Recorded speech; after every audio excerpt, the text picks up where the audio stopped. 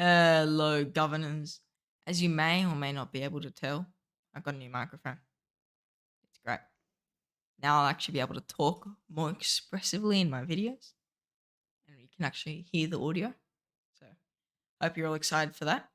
Anyways, new update for Rise of Kingdoms just dropped, and relics in the museum have been buffed again. You can see here, like my Mehmed has 2 relics. So pretty much this video, I was planning to make this before I even knew about the update. I'll be giving you all the best upgrade order for relics, as in like what you'll end up using most.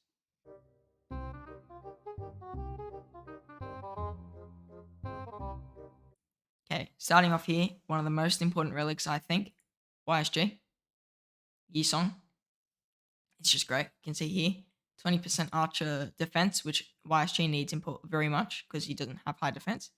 The 5% skill damage is nice, however, he does already have 50% skill damage, so that's just like an extra bonus. Now, if you had the first level, it's 10% defense and 3% skill damage. Okay, switching over to the tier list, I'll put him now in the top tier, number 1. Alright, and now for second place, I would highly recommend Mehmed. He's just absolutely insane with his new buff. See here, 30% troop health is ridiculous. When you first get him, it's still 20% troop health, which is even crazier. Well, not even crazier, but it's really, really good for how cheap it is to get this relic. Like, it will cost you a couple hundred coins maybe, and this currency, the relic coins, are way easier to get. So, you'll probably have those in abundance. Now, 30% health on anything, any troop you pick, it doesn't matter, really does put him as a contender to most top leadership commanders. Like, I would probably use him over a lot of other commanders. He's got AoE, 1150 forward damage AoE. He has more skill damage. It's 40% now after the relic. His attack gets free attack. Here, troop capacity is really good. And here you can get even more damage when you expertise him. Another thing with Mehmed that makes him, this is more of a niche role, he's really, really, really, really good at city rallies. Especially with that new health buff, I highly, highly recommend this relic. Like, I couldn't recommend it more than I am now. So switching over to the tier list, I'm also going to put Mehmed in the top tier. I actually honestly think he's probably a bit above YSG. Like, YSG is really, really good. I would say if you're going to put gold heads, definitely don't put gold heads in Mehmed because he's from the gold chests. Put your gold heads in YSG, and everyone should really have a max YSG regardless of troop type. 20% defense here, 5% extra skill damage, just great. Now, another relic, which I think is probably around that level 2 area on the tier list. So another rank 1. Let's go another rank 1. Minamoto. 20% cavalry defense, 25% attack. Once you get him up to the next level, even 30 defense, 30 attack, he's just really good. That's 60% of stats on a commander who's already very good on his own. He has extremely high single target damage and a great debuff. The only issue with Minamoto is he costs money. You cannot get a Minamoto as a free-to-play player at the moment in Rise of Kingdoms. You can see here, 2000 damage factor. He already has March speed, attack. This is a barbarian damage skill. Normal attack increased. 50%, 30% all damage taken is great. Once you expertise, you get even better chance to deal that extra damage factor. Okay, so back onto the tier list. You can see here, Minamoto. I'm going to put him up next to YSG and Mehmed. I don't think he's better than YSG and Mehmed, but I think he's a good contender. If you're going for cav marches, then maybe I would say go for that Minamoto relic over YSG and Mehmed. Now, in terms of the next relic, this is probably, it's a good relic. Cao. Very good relic. Cavalry health and active skill damage. Only issue is Cao is not the best commander, but with this relic, he's quite usable. I think if you're just getting into Season of Conquest, you get a Cao. Makes him quite good. I highly recommend the Cao. That health is just only for cavalry, however, so it's not as good as Mehmed's, and it doesn't give the extra skill damage. That's why I think you just that slight tier below Mehmed. He also doesn't have area effect damage. So back on the tier list, you're going to put Cao in the rank 2 section. Now, in terms of a next relic you possibly want, if you want infantry, and you've got Charles Martel. Where is he? Here you go. 25% attack, which is great. Martel's all about that normal attack damage, so this helps. And once you get him to the second level, you get that 35% attack and 10% health. 45% of infantry stats is great. So if we go over here back onto the tier list. Charles Martel coming in next to the Cao Cao. I reckon he's slightly worse than Cao Cao, just because of the fact that Cao Cao has way more health, and also does gain that damage factor. Now another commander. A lot of commanders going to be in this rank 2 section. Mulan, you can see here. Troop health, great.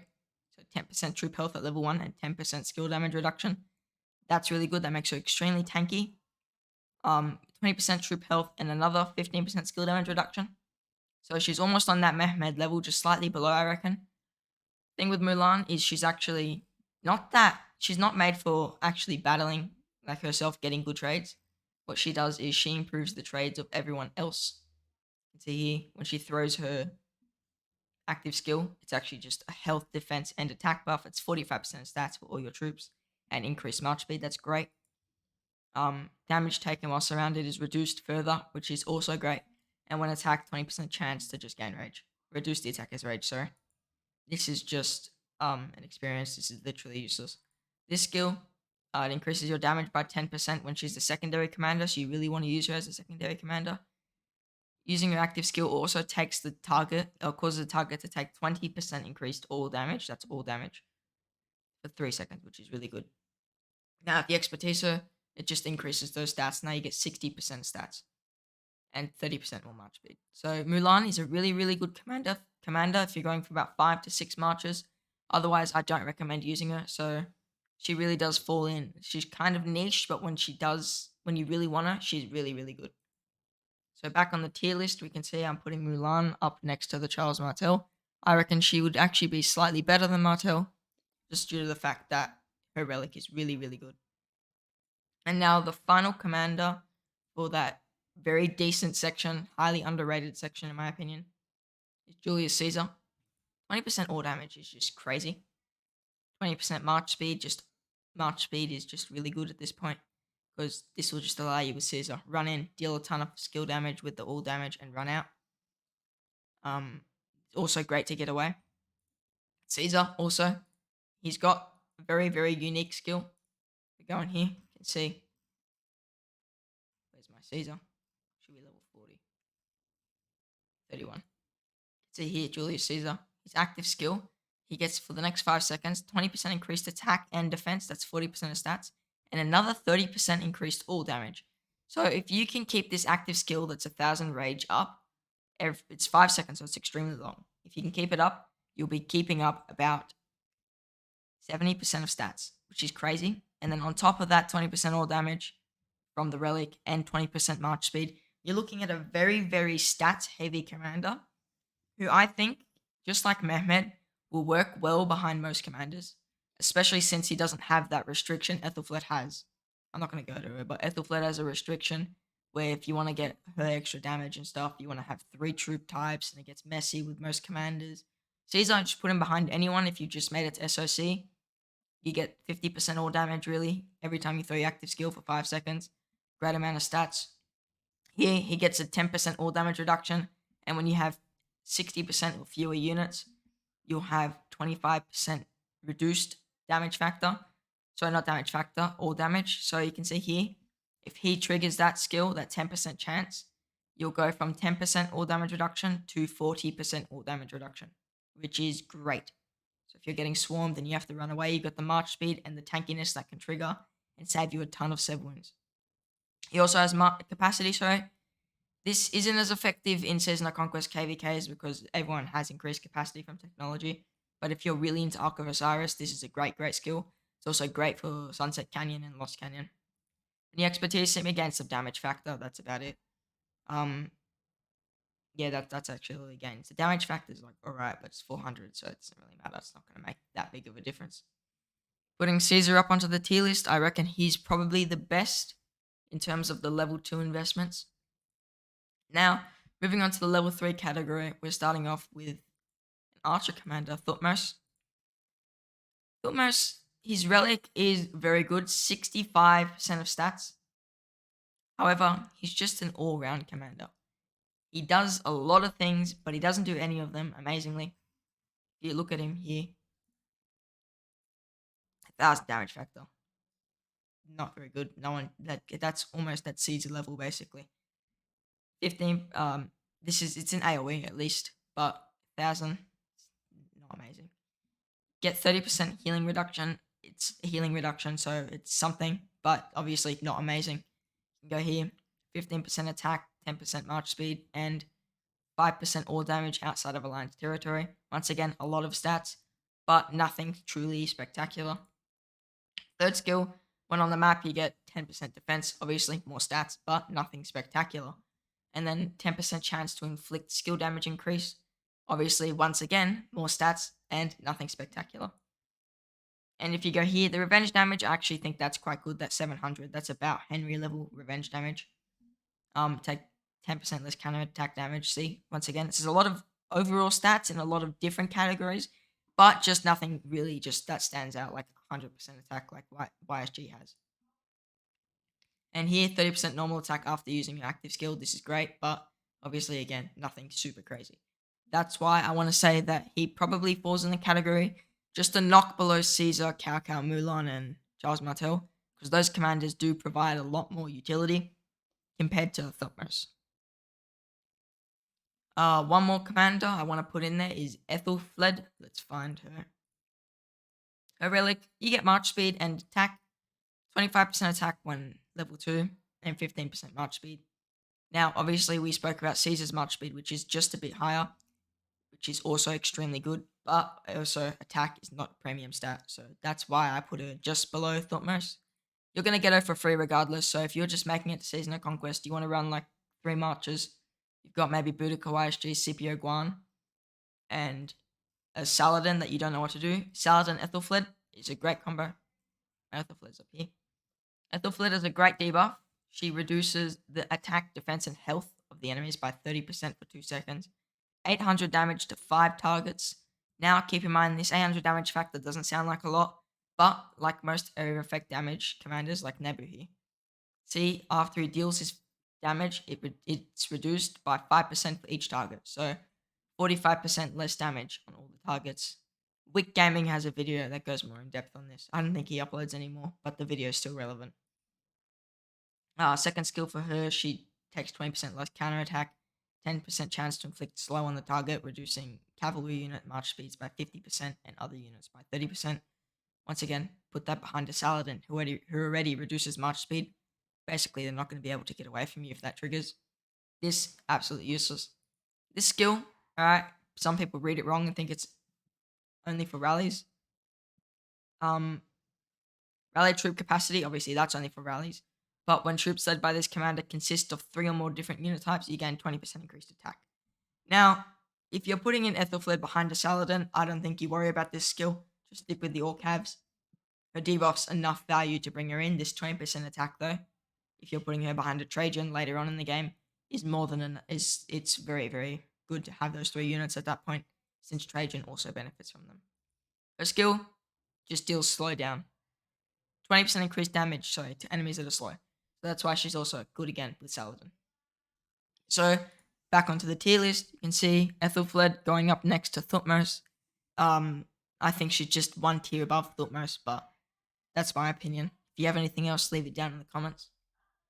Before we continue, if you think you're getting a lot of knowledge from this video, if you're learning a lot and you're just enjoying the content, please do leave a like, turn on the notification bell, subscribe if you really, really want to keep seeing my content. And really, just keep watching. Now, for the next commander I recommend, let's go, where's Richard? I think he's over here. Alright, so 10% march speed for infantry, that's fine. And then if you level up, 15% march speed and that 6% counterattack. Now, this isn't the most amazing relic, but if you already have a max Richard, this relic is worth getting. Because that march speed for him is quite useful. He's not that fast, he's quite slow. The counterattack is also, it's better than nothing. So it just makes this commander, who was already somewhat viable, just that little bit better. Let's find my Richard. You can see here. So he's already got healing. He has a nice debuff, damage reduction. He's very tanky, reduces enemy march speed. counter attack reduction, increases counter attack, more stats, and then his expertise. So really, Richard, he's not a commander I recommend investing in. But if you already have a max Richard, this relic is worth it, but only after you've got some of the relics I mentioned before. On the tier list here, we can see Richard going up with Ethelfled and Thutmose.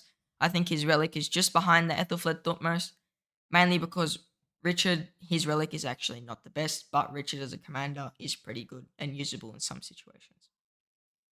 Now, going on to the tier where I say it's quite a niche investment, probably isn't the best idea. Starting off with El Cid. El Cid gets an increased damage factor of 300 when you get the second level of his relic, and 25% archer attack. That's an extra 15% on his first relic, and the active skill damage is alright. But once again, it's El Cid, so he doesn't have that much he's offering. If we go here, we can see his original damage factor, active skill damage factor, sorry, was really only 1000. Just 1000. It's the same as Thutmose, except Thutmose has AoE, so that just makes El Cid that tier below Thutmose, in my opinion. With the relic, you'll get that damage factor up to 1350. His second skill, you do have a chance of just dealing an additional 1000 damage factor, which isn't bad. Especially if you put it with Cyrus, you do about 1300. But El Cid's one of those very niche commanders where if you don't have him already maxed, there's really no point in using him. His second skill, you just get some stats, 20% defense, 15% march speed. Thutmose has more stats. And here, he went 50% less units, he gets a bit more tanky and a lot more march speed. And then obviously his final skill, which is increased attack by 5%. So 10% total stats and 2% damage to infantry is not that great. But if you already have him maxed, then this relic may be useful to you. The final commander for that tier, this niche tier where possibly you can use him, is Freddy. You can see here, 40% attack, 15% skill damage reduction. Freddy has actually got extremely high damage factor. If you go into the commanders, you can see here, Frederick has 800 damage factor for 3 seconds. So each attack has an 80% chance to deal 800 damage factor. So that's 2400 damage factor if it all lines up well. And he's a little bit tanky now with his relic. He gains some extra attack to deal just a bit more damage factor. But the issue is, first of all, his second skill is healing. So that's just going to get him wrecked by commanders like Gilgamesh. His skill's only for rallies. This skill, troop capacity, is great because obviously troop capacity, unless it's Season of Conquest, is extremely valuable. And his expertise, that is 100% chance to deal that 800 damage factor, so you're guaranteed to get the 2400 damage factor. However, the main issue with Frederick is he's slow. He has no march speed. You can see in his talents, there's not really much march speed. Like, you can go down the skill tree and get some, I think. There might be a march speed talent, yeah, there. And then there's no march speed there. I think this might be. No, it's not. So yeah, you can see he doesn't have that much march speed. So unless you put him behind a really fast commander, maybe a Joan Prime. For some reason you don't have Nevsky, but you have a Joan maxed. And you just want to have some speed, since Joan is extremely fast. You can put her behind the Joan and just try and chase down enemies with his active skill. But then again, it's Frederick, so most people are just going to run away from him as soon as he throws that active skill. Especially in most open field battles where people are just usually kind of in it, but not really. They're kind of just running in, throwing an active skill and running away. And whenever they get hit, they're going to turn around and run. Frederick is not very good for those types of battles. Maybe if you have a murder ball and it's just like everyone's going all in and everyone's just about to zero all their marches, then Frederick does get a bit more value in that situation. And on the tier list, I want to say Frederick's one tier below El Cid because El Cid can be used in other situations without people running away from you.